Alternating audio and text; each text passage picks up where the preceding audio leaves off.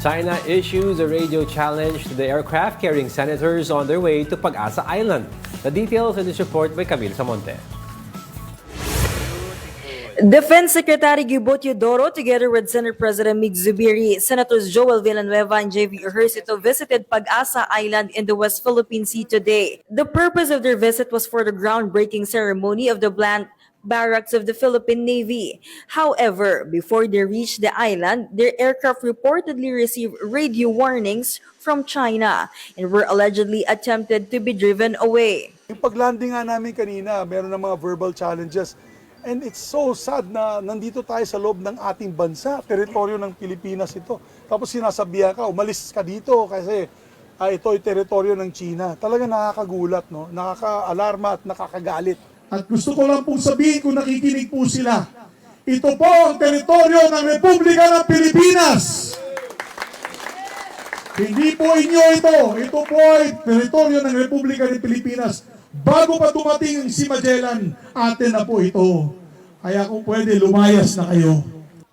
While in the air, the senators also spotted several artificial islands.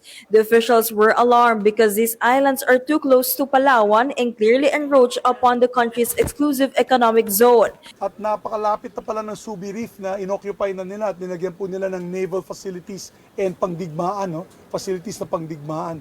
So nakaka-alarma. Yung paglanding nga namin kanina, meron ng mga verbal challenges. Because of what they saw, the senators promised to allocate more funds for the construction of facilities on Pag-asa Island.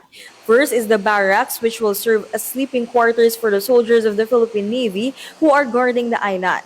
This is important for the defense posture of the Philippines, especially as the number of Chinese ships circling around Pag-asa Island continues to increase. According to Secretary Teodoro, they regularly monitor more than 20 Chinese militia vessels and several China Coast Guard vessels near Pag-asa. He mentioned that these ships are not doing anything unusual, but they are concerned because these are also close to Sandy Cay, the sandbars that showed signs of coral reclamation.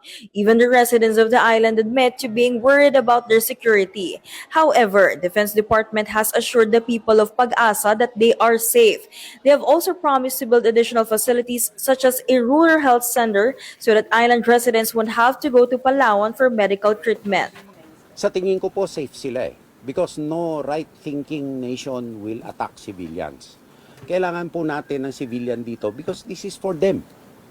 This is not just purely for military purposes. Ang beneficiary nito ay civilians. For News 5, Camille Samonte, We Are One News. Oh, 'di ba? Nagpunta sila doon sa Pag-asa Island. Kasi 'di ba, nagkaroon ng issue diyan na kinikriticize. Hindi ko lang alam kung kasama si Senator Mig Zubiri doon. Yung sa mga nagpunta ng mga senator, what I know, si Senator Bato de la Rosa, Senator Joel Villanueva, Senator, sino pa ba? May isa pa na nagpunta sa FIBA, so susuot nila yung t-shirt. Hanggang t-shirt na lang ba tayo? Diba? Pumunta na sila. Pumunta sila doon. Oo.